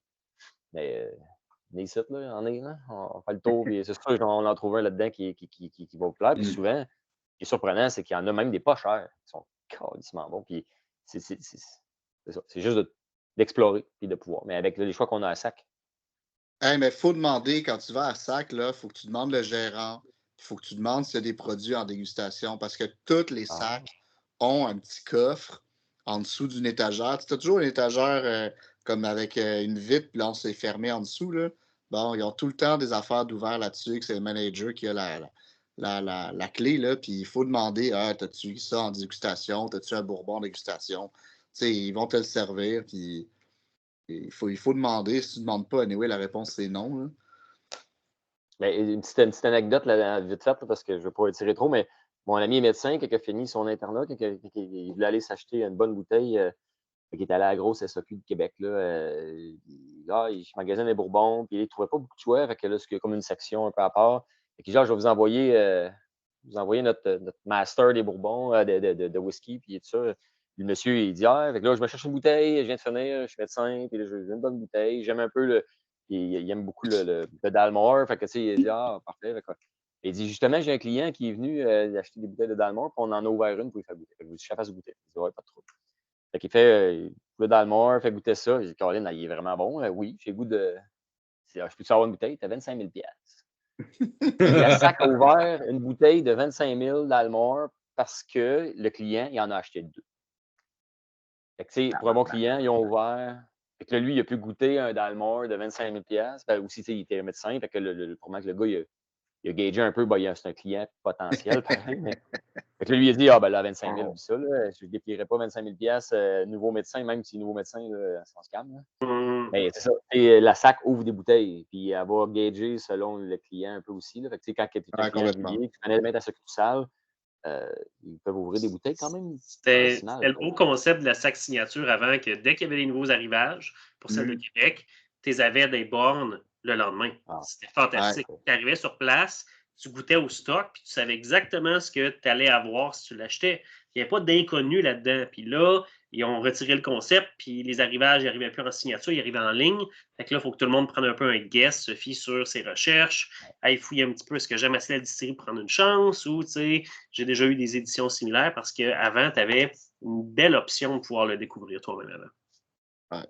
À cette heure, il faut que tu te rassembles avec tes chums, puis quelqu'un achète une bouteille, l'autre, puis faites des échanges. C'est pas méchant non plus. D'échantillons. C'est le seul truc, c'est de se réunir. Mais j'ai une question de patate chaude pour le fond de garrocher ça de même. Là. Pourquoi, selon vous, on a à ce point-là pas de Bourbon à la SAC? Y a-t-il une raison? Est-ce qu'il y a une question administrative? Est-ce qu'il y a quelque chose derrière tout ça? C'est quoi votre avis par rapport à ça? Je pense que la SAC fait un très bon job de cibler son marché. Puis, très bon job, très bon job, puis SAC dans la même phrase. Là. Mais je veux dire, je pense que ils voient ce qui se vend. Je pense que le scotch est plus vendeur. Je pense que c'est pour ça. Parce que notre consommateur québécois, probablement, n'est pas tant whisky. On commence à s'émulsifie, puis dans les dernières années, il y a un boom. Mais j'ai l'impression que les gens sont quand même plus scotch ici que vont l'être en Ontario ou qu'ailleurs. C'est l'impression que j'ai. Mais rendu là, ça, c'est mon feeling. Là, je ne sais pas ce que Nick en pense, parce que Nick, tu es un pas pire gars de Bourbon. Là, tu te trompes encore plus que moi là-dedans. Puis, qu'est-ce que tu en penses? Là? Moi, je pense que le monde sont plus 20 au Québec, là, mais c'est une question d'éducation, tout ça. Là, c'est un peu à ça qu'elle sert la page aussi, là, de faire découvrir, de faire de transmettre la passion du whisky et du bourbon. Dans ma tête, les deux sont tout aussi pertinents. Est-ce qu'il y a plus d'acheteurs scotch que bourbon? Je ne sais pas. Honnêtement, là, peut-être. Ça se peut. En tout cas, la quantité qu'ils commandent, sûrement qu'eux autres sont un peu biaisés par les chiffres parce qu'ils probablement qu'ils ont plus de ventes de scotch que de bourbon parce qu'ils achètent plus de scotch. C'est ce qu'ils offrent. S'ils ne peuvent pas vendre ce qu'ils n'ont pas ces tablettes. J'ai l'impression que ça, ils nous éduquent vers le scotch. Mais moi, j'ai entendu de certaines personnes de l'industrie qui disaient qu'ils évitaient le plus possible la SAC. S'ils étaient capables de vendre n'importe où ailleurs, ils vont vendre n'importe où ailleurs avant de venir à la SAC pour toute la raison de l'administration derrière tout ça, de tout gérer les commandes, paraît que c'est l'enfer. Il y a aussi la question du français. Là, je ne veux pas embarquer là-dedans, là, mais apparemment que c'est une norme canadienne, puis il y a des nuances, puis whatever. Fait que c'est pas juste un problème isolé à la SAC, mais c'est sûr que c'est une barrière d'entrée pour ce qui s'en vient globalement au Canada aussi. Mais il y a aussi le fait que le Bourbon, il y a des allocations. Ils fonctionnent par allocation, puis souvent, ils vont passer leur stock chez eux en premier. Oui. C'est bien naturel. Je pense que c'est la même chose du côté de notre frontière aussi. Quand on a des distilleries canadiennes qui sortent des beaux releases, c'est rare que ça se rend jusqu'aux États-Unis. Des Lot 40, 18 ans cast strength, ça s'est certainement pas rendu au bord de façon directe. Il faut que tu dises, l'Américain, là, il y a 2400-ish distilleries aux États-Unis. Il y en a 100 quelque chose en Écosse. 160, je n'ai pas mes chiffres encore, mais les États-Unis, là, ils ne dépendent pas de l'exportation pour survivre. Là. Oui, tu as les Jack Daniel, Jim Beam, Buffalo Trace, qui sont des big distilleries qui poussent du produit en masse ces tablettes. Là. Mais sinon, là, toutes les distilleries que j'ai visitées au Vermont en fin de semaine, puis à la fin de la semaine, là, ils n'exportent pas. Là. Il y a du monde qui achète tout le stock localement. Tu sais, ils vendent le stock localement. Fait qu'ils n'ont pas besoin. Il y a beaucoup de monde aux États-Unis. Là, la population est énorme, puis la consommation de bourbon est énorme là-bas. Ben, surtout Fait quand tu qu'ils es ont... une petite distillerie qui tu te dis, de toute façon, Ah, je vais ouais. tout vendre mon stock local. Puis Ouais, tu le vois dans ce qui est disponible avec la SAC, c'est souvent des trucs plus massifs. Tu vas avoir du Glenfiddich, du Glenlivet. Ah ouais, ça, tu vas en avoir en masse, des Founders Reserve de Glenlivet. Là. Parce que c'est rendu une question de volume. Les gens derrière ça veulent vendre à la SAC parce qu'ils disent, je vais pouvoir passer ma palette de choses. Ça n'est pas que ça. Là. C'est sûr que c'est pas que ça. Mais il y a beaucoup de ça, je pense. Là. Il y a une question de il y volume. a tellement de choix aussi. Quand tu as 2400 distilleries qui offrent tout un vrai 10 produits, alors, j'imagine le gars à SAC, qu'est-ce qu'on rentre comme nouveaux produits ce mois-ci? Là, oh fuck. Ouais, mais regarde, ce qui est disponible. Tu viens de tout dire, Joe. Tu viens de tout dire, OK?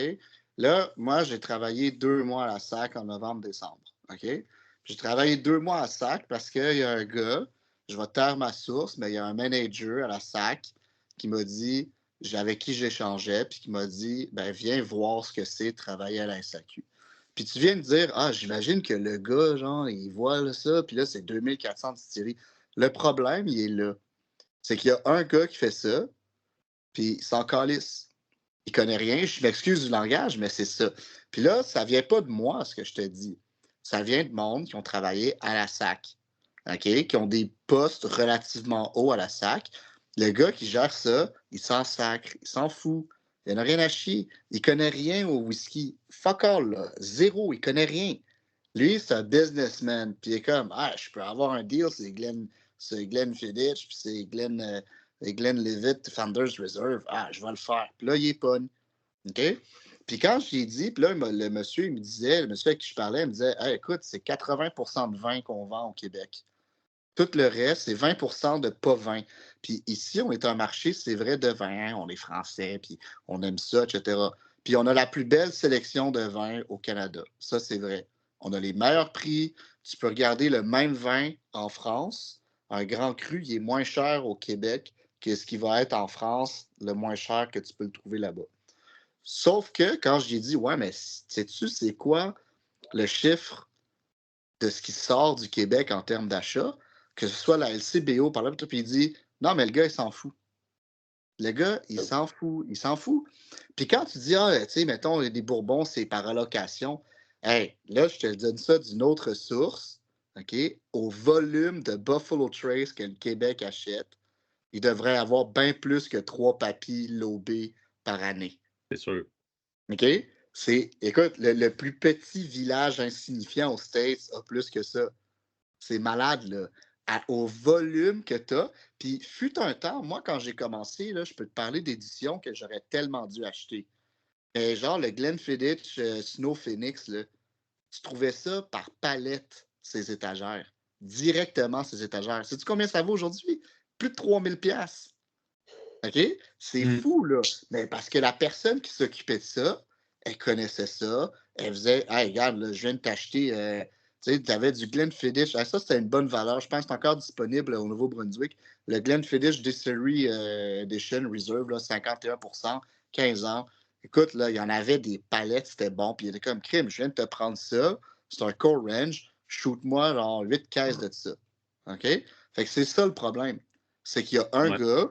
En gros, il y a un gars qui gère, puis il s'en fout. C'est un businessman. Je l'ai entendu, celle-là aussi, effectivement. Là, oui. quoi que, c'est parce que la planète au complet là, court après les bons whisky parce que justement, on est en contexte de pénurie, puis le marché asiatique, il dévalise tout, puis une bouteille sur 2 est vendue là-bas. Ben, tu sais, Québec, s'il attend sur ses lauriers, puis il se bat pas pour des bonnes bouteilles. Puis c'est pas vrai que les petites distilleries, elles veulent pas. Regarde, moi je suis chum avec les gars de PWS, OK? C'est rien, PWS, là. Ils ont 8 marques, tu sais, c'est tout petit. C'est loin d'être la plus grosse agence en Alberta. Pourtant, ils font affaire avec des toutes petites distilleries comme Boulder. Puis Boulder sont super contents de faire affaire avec eux. Ils sont comme, hey, on a des passionnés, c'est hot, on a un bon contact, OK? Puis tu sais, ils donnent même des choix. Hey, les gars sont allés là-bas, ils ont goûté le Trailhead. OK? Puis les gars, ils ont dit, hey, on veut tes 800 bouteilles. Puis on dit, ben, laisse-nous en 100 pour la distillerie quand même. Mais je te donne les 700 parce qu'on sait que vous tripez là-dessus. Puis ce qui manque à la SAC, c'est ça. Écoute, là, j'ai eu 6h30 de formation pour être commis. Pas une seule minute passée sur les produits. Pas une minute sur hey, c'est quoi la différence entre un vin rouge et un vin blanc? Hey, c'est quoi la différence entre un whisky et un rhum? Pas une minute. Par contre, j'ai fait 2h30 sur comment porter une caisse sans me faire mal au dos. No joke, là. Je comprends que j'étais juste temporaire, mais c'est pas normal. J'ai aidé des clients. J'ai aidé des clients à choisir des bouteilles. Heureusement, je connais ça. Mais c'est Il y a des bons commis, il y a des pas bons. Ben, c'est parce que les bons commis, s'ils sont bons, ce n'est pas à cause de la SAC. Non. C'est parce qu'ils ont un intérêt personnel. Ben oui. Des bons dans le whisky, je n'en ai pas vu souvent. Mettons, des bons dans le vin, puis dans certains produits. Dans le gin aussi, il y en a quelques-uns qui s'amusent, ils essayent. J'ai un ami qui est sur la centrale qui c'est un commis. C'est ça. Tout est dans ce terme-là. C'est un commis, c'est un employé. C'est pas un caviste, c'est pas un propriétaire d'une business. C'est ça par passion. Il faut que tu sois chanceux. Des fois, tu prends des sacs que le manager, c'est un fan de vin. D'autres, c'est un fan de gin ou de rhum ou de tequila ou peu importe. Des fois, quand tu es chanceux, tu pognes la sac que le gars est un minimum intéressé dans les spiritueux, va avoir déjà une bonne sélection. Puis si tu es encore plus chanceux, tu vas peut-être le croiser sur le plancher ou ben non, un gars qui trippe aussi qui est dans cette sac-là parce qu'il a demandé d'être là. Mais encore une fois, c'est un pourcentage d'un pourcentage. Puis il y a personne qui a même une connaissance de base des fois. Là. Alors, puis regarde, le manager dans la SAC à côté de chez nous, je lui dis, hey, pourquoi tu n'as pas un Kilchoman single cast? Pourquoi je suis obligé? Pourquoi tu n'as pas de Glenallachie? Il me dit, je vais te répondre très franchement, parce que je ne vends pas assez. Fait qu'il dit, il faut que je vende des litres, un certain pourcentage de scrap pour avoir droit de faire venir moins de scrap puis augmenter comme ça. Je dis, ouais, mais aujourd'hui, le consommateur est averti. Tu as juste de la scrap à présenter, il ne va pas acheter chez toi, puis genre, ouais, je sais. Fait c'est ça le problème, c'est que c'est trop une business. Mais si c'est une business, il faut poser la question, pourquoi est-ce que c'est l'État qui fait ça? Je ne suis pas contre le principe de la SAC, mais si tu gères ça juste comme une business, est-ce que l'État, c'est une business? En même temps, la vraie business a un vrai souci de sa clientèle parce que si tu ne donnes pas ce qu'elle veut, elle va aller boire ailleurs. C'est un peu ça. Comme nous autres, on est très vin, je pense qu'il focus là-dessus et il offre une espèce de bonne job. C'est que c'est pas business dans le sens où c'est un peu démocratique. Hein? La majorité aime le vin, fait qu'on se concentre sur le vin. C'est un peu ça le problème. C'est que dans la vraie vie, cette part de marché-là, elle serait ramassée par un plus petit joueur. Puis tu aurais un caviste au coin de la rue qui, lui, se concentre sur les whiskies plus nichés, puis tout ça. Mais c'est impossible avec un monopole d'État. C'est juste ça le point. Il n'y a pas de plus petits marchés qui peuvent se développer. Je vais reformuler, tu as raison, JP, je vais reformuler. C'est une business du summum du capitalisme sauvage des années 90 où on fout tout le monde et on veut juste offrir du Walmart partout. Excuse-moi. On a évolué depuis les 30 dernières années. Là. Mais tu sais, c'est ça. C'est un vieux concept, tu le dis. C'est ça, c'est un vieux concept. Ça a eu son rôle, ça a eu son utilité dans l'histoire. Mais aujourd'hui, avec la mondialisation des marchés, je trouve que ça perd de sa valeur, là, mettons. Là. OK, tu es consommateur de vin, tu es content peut-être, là. Ouais, mais... Les bons côtés, c'est que tu t'en vas à Rimouski ou dans... peu importe, limite la petite mini-sac dans le fond, tu as le même prix que celle de Montréal. Et dans le fond, si ça serait privé, ce ne serait pas le cas parce que là, le gars dans le fin fond, ça coûterait plus cher. Il y a des avantages qu'on ne voit pas, nous autres. Mais l'affaire, c'est que, comme Nick l'a dit, le problème, c'est que le gars qui s'occupe des whisky, sans crise, c'est un businessman, il s'occupe de plein de biens, d'autres choses. Puis nous autres, on aime les whisky. On se sent négligé parce que, bon, OK, fuck off. Il va avec les chiffres, avec les opportunités. Il met ce qu'il peut avoir pas cher. Tout ça. C'est un peu ça l'affaire. C'est que la façon de faire de la SAC n'est pas si méchante, si mauvaise, mais il y a des gens qui décident d'un peu trop de tout à des mauvaises places. Si le gars il est super bon dans le vin, mais il n'aime pas le whisky, on partit en whisky parce que lui, il tripe bien. À l'inverse, il devrait dire bon, écoute, 80% de ta job, tu achètes pour le vin, puis c'est correct, le reste aide dans d'autres affaires. Toi, tu aimes le whisky, occupe-toi donc du whisky. Fait que là, on aurait un gars qui trippe, qui serait. Puis là, il dit, ils ont ils ont la plateforme web, là. On pourrait pousser des suggestions, puis il pourrait avoir un forum quasiment, puis que les gars. Parce que c'est quoi qui trippe, là? Kiloman, il y a un hype et Kilo, ben Colin s'en va d'abord, puis il va voir Kiloman avec nous, on a un marché, là. C'est pas la plus grosse province, puis c'est pas le plus gros peuple qu'on a, mais on a un pouvoir d'achat. Qu'est-ce que tu as dans le Kilo? Puis ils ont fait des single casques de Kilo. Mais c'est ça, ils sont capables. Regarde Glenaraki puis Kilchoman. On a des affaires de malades. Mais ça, j'ai l'impression que c'est plus de l'autre bord, c'est plus connexion Ophelia que de quelqu'un qui trippe puis qui fait importer des trucs. Parce que toutes les belles affaires, ça passe tout par elle, là. Mais, tu sais, je pense que c'est vraiment une question de bon vouloir. Ça prendrait juste quelqu'un de motivé. Puis, OK, paye-moi, tu pourrais me payer 200 000 par année, puis je suis sûr que je rentabiliserais mon salaire que la SAC me paye en faisant importer des belles affaires, puis en achetant les bonnes choses. Parce que c'est aberrant le nombre de trucs que je me dis, ils ont passé à côté de ça, ils ont passé à côté de ça, mais ils ont tel produit qui, c'est sûr, qui ne se vendra pas ou qui va se vendre plus difficilement, qui rentre en quantité industrielle. Les choix d'achat de la SAC sont carrément à côté de la traque. Moi, quand je regarde ça, là, j'ai beaucoup de difficultés à concevoir là, que je parlais du Edrado tantôt. Là. Comment ça qu'on n'a pas ça à la SAC? C'est un super bel exemple. Mais on a du Founders Reserve à pelleter des Blanton, ça va se vendre pareil. C'est peut-être pas un mauvais cas non plus. Mais tu sais, du Ben Romac Sherry. Pourquoi qu'on n'a pas ça du Ben Romac Sherry? C'est cute, ça. C'est super beau. C'est pas cher. Tout le monde l'a eu au Canada. Pas la SAC. Le Clia Sherry, Oloroso, 80 quelques piastres. Une nouvelle distillerie, super tendance que tout le monde parle à travers le monde. Comment ça qu'il n'y a pas une chat à SAC qui est capable d'allumer sur c'est quoi les tendances, c'est quoi qui va se vendre, c'est quoi qui arrive, c'est quoi qui se passe à la planète whisky. On dirait qu'il n'y a personne à SAC qui est allumé par rapport à ça. Paye juste un gars là, un salaire raisonnable là, à faire ça, à faire ces choix-là. Puis ça va être rentable non seulement pour l'État, parce que on va se le dire, c'est pas que je ne veux pas acheter à sac. La plupart des gars, c'est pas qu'ils ne veulent pas acheter à sac. C'est juste qu'il n'y a pas ce qu'ils veulent à la sac. C'est très différent. Si la bouteille serait à la sac, 99% du monde là, achèterait à la sac et il ne se casserait pas la tête. C'est pas le plus simple. On pourrait s'en parler longtemps, mais écoute, là, tu as dit quelque chose, puis je le vois derrière dans les étagères de Joe.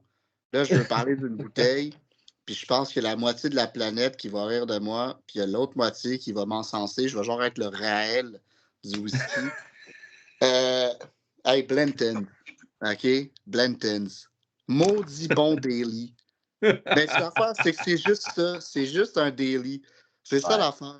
Ben, c'est un maudit bon daily qui est bon. On le rappelle plus. On le coche. Je ne veux pas l'ouvrir parce qu'il est rare. Et ça ne rentre pas dans ma description daily parce qu'il est rare. J'en ai 8. Sérieux, c'est juste saisi quand il passe, tu peux en avoir, mais tu sais, c'est comme le single cast Jack. C'est un single cast d'une grosse série qui en fait en masse. Puis c'est le hype, la bouteille. Ils ont bien réussi parce qu'il y a des tablettes qui se vident super gros. Ils ont du volume. C'est un produit moyen. C'est ça l'affaire. C'est un produit moyen, mais c'est quasiment une fausse portée parce qu'il y a un hype sur le produit, il y a une demande, il y a une volonté. Puis, tu sais, à créer ce genre de bulle-là, ben, tu crées le fait que ça pourrait être un délit. Mais malheureusement, le contexte fait que pourquoi que c'est pas hypé pour un Knob Creek ou pour un autre bourbon comme un Jack Daniel's Single Barrel qui est fantastique, puis qui serait probablement au même prix que l'autre, puis qui font probablement la même quantité des deux, mais de l'autre côté, ça s'arrache parce que maintenant, quelqu'un a dit quelque chose. Non, mais c'est même pas la distillerie. C'est même pas Buffalo Trace qui le hype. Il y a du monde qui se hype dessus parce que la bouteille est mongole. Mais c'est juste ça. C'est juste un excellent bourbon à boire avec tes chums de même. C'est juste ça. C'est pas. Puis moi, je trouve que t'as les deux extrêmes. Le monde sont c'est de la merde. C'est genre le pire bourbon, le bourbon le plus overrated. C'est pas overrated, c'est un bourbon à 65$ dans une belle bouteille. Dis-moi pas que c'est overrated, là. Puis t'as l'autre qui sont comme « Ah, c'est mon gars, c'est fou, c'est le meilleur whisky au monde! » Ah non, voyons donc. Ça, là, c'est un des avantages de la SAC, c'est qu'ici, on l'a à 70$, mais dans l'Ouest canadien, c'est 120, 100, c'est 130, là, t'auras pas ça à ce prix-là, là. Puis pourquoi? Ben, parce que l'entreprise privée suit l'offre et la demande, mais pas la SAC. La SAC, quand elle achète sa palette de 2-3 000 bouteilles, puis elle sait qu'elle va les vendre de toute façon, puis elle prend sa petite fiche. Ah, OK, ben, fois tant de pourcents, ça me donne prix X, fait que je vends ça à ce prix-là. L'avantage de la SAC, c'est un des avantages, c'est que le Blanton, il pourrait dire, bon, on va le mettre 20$ de plus, on va y vendre. Non, 69$ ou 73$, je ne sais pas trop. 37. Puis tu fais, moyen donc. Puis tu reviens d'abord, moi je me reviens d'abord, je m'en vais sur le black market, puis je la revends 100-ish facile. Là. 100$. Hey, le green, là, le reserve, OK, 200 US. Mais ça, c'est un des rares, Blanton, c'est un des rares qui ne vend pas à domicile. Il vend juste du export. Fait que là, maintenant, le gold est maintenant disponible aux États-Unis. Hey, c'est malade, c'est 500-600$ US. Oh. Parce que c'est destiné, Blanton font ça pour le marché extérieur. Au Japon, tu as, je sais pas, 27 éditions limitées différentes, le black, le silver black, le Auburn, tout ça. Puis ça vient tout au Québec. Tu sais, as 2000 bouteilles de ça par année au Québec. Aux States, il y en a 2000 pour tout le pays au complet. C'est un truc de fou. Mais le hype, il vient de là. Le hype, il vient des Américains qui sont comme, hey, c'est débile. C'est tellement débile qu'on n'a pas. Ouais, mais tu n'as pas juste parce que c'est destiné à l'exportation, c'est tout. Tu touches quelque chose d'autre, là. Ça, c'est le désavantage de l'avantage, c'est qu'il y a des gens qui vont acheter ça en palette et qui vont aller flipper ça à l'autre bord des frontières. Je l'ai déjà entendu, je l'ai déjà vu, les Blanton verts, avant, mettons, la loterie de la SAC, là, ils dévalisaient tout, ils traversaient les lignes, puis ils allaient les vendre l'autre bord. 3, 4, 5 fois le prix, là. Puis c'est un peu la même chose avec les Blanton, là. Fort probablement là, qu'il y a des gens de l'autre bord, pas de la frontière, mais peut-être, ben oui, peut-être, peu importe d'où est-ce qu'ils viennent. Si tu vends ça 65$, puis dans sa province, lui, c'est 130$. Puis, tu sais, j'ai fait le calcul, c'est pas loin que ça vaut la peine, là, si tu en prends une batch, là. Fait que, un peu, je vais peut-être me faire lancer des roches en disant ça, mais OK, c'est à notre avantage comme consommateur, c'est pas à notre avantage comme province, pardon. Je fais mon souverainiste. mais comme pour la province qui reçoit les dividendes de ça après ça, elle s'est fait fourrer, là, de ne pas suivre l'offre et la demande un peu, là, parce qu'il y a des gens que eux autres, leur business personnel non déclaré, c'est de flipper des bouteilles qui vaut cher. Ben, qui vaut plus cher pour vraiment juste pour des fins d'investissement. Là. Mais bref, avantages, désavantages de la SAC, on peut en parler longtemps. Là. Je pense qu'on a fait le tour de nos délits. Puis effectivement, Blanton, c'est un bon délit pareil. Le problème, c'est la disponibilité, puis c'est le fait que ça se fait dévaliser de façon complètement incohérente, un peu comme Springbank. Là. Springbank, c'est pas que c'est mauvais. Moi, en tout cas, je trouve pas que c'est overhype.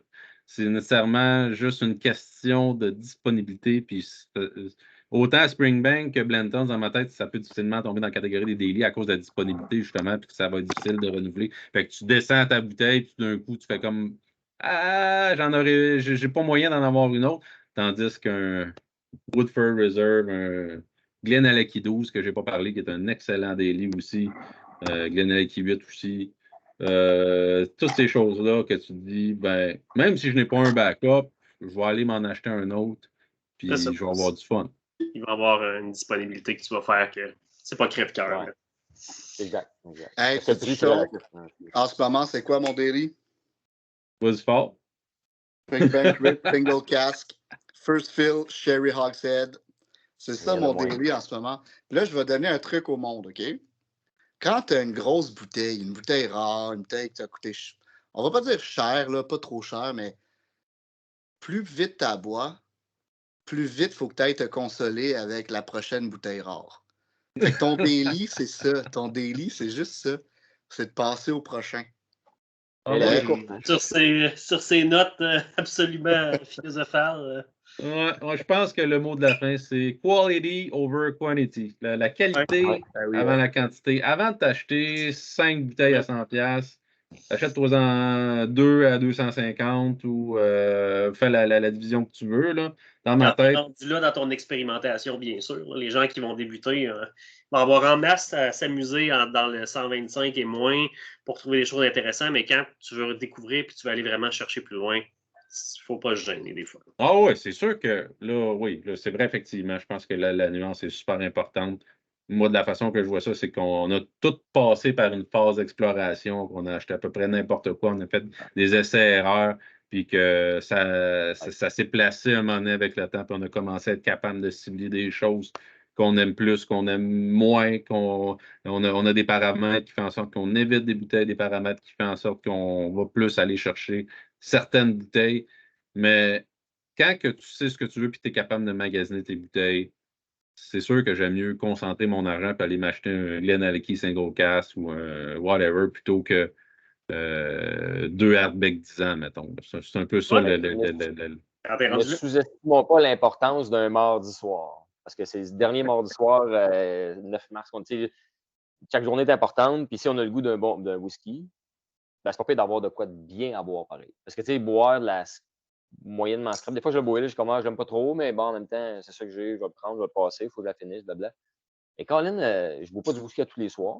J'en bois un peu trop souvent, comme Nick, mais. Puis quand j'en bois pas une tonne. Ben d'abord, quand tu divises ta bouteille, même si elle a coûté 110$, si tu la divises en, je sais pas, tu as 30 petits grammes là-dedans, ben, c'est pas si pire que ça. Tu vas déplier 3-4$ un soir pour te gâter, pour avoir fait ton mercredi random de même. C'est ça, il y a un moment donné. Je trouve que la vie est courte. 700 Quand on est pas dans l'excès, ça donne quoi, 23 onces? Fait que, mettons, tu te fais des bons verres à une once, 23 verres. Ouais. Ben, moi, je suis plus genre un tiers, un demi-once. Je vais m'en prendre 2 peut-être différents dans la soirée. Ça va dépendre. Puis si ça va bien, j'en prends 3 onces dans la soirée, j'en prends 3 onces dans la soirée. Même un quart d'once, un tiers, un quart d'once. Une demi, c'est en masse pour goûter, pour avoir 6, 7, 8 petites gorgées, puis avoir le temps d'apprécier, décortiquer, puis s'amuser un petit peu avec. Moi, c'est pas mal un barème. Le sentir, je peux passer 5 minutes à sentir un whisky. Puis j'ai du plaisir au fond à le sentir. Puis à le décortiquer. Puis, tu sais, moi, je geek un peu, je prends des notes un peu. Puis, tu sais, j'explore. Puis là, des fois, le monde, il me voit, puis je le sens. Puis j'ai même pas encore bu, là. Puis je sens. Ça fait partie du plaisir. Hey, ton last single cast, là, la note de tabac, tu peux-tu la sentir pendant une demi-heure, 1 heure? Hein? Ah oui, ouais. Ben, j'ai compris ta palette un peu de. Parce que là, j'achète beaucoup de ce que tu découvres. Puis, t'aimes ça quand c'est riche, puis coffré, puis complexe. T'aimes ça. Tu sais, le Lance, Boulder, même principe.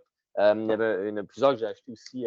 Le Dark Cloud, c'est un peu ça aussi. Mais il y en a plusieurs que j'ai acheté je me suis rendu compte que tu tripes quand c'est coffré, que c'est complexe, puis que ça livre pas mal. Ouais. Mais tu vois, mais j'ai dit ça aussi. J'ai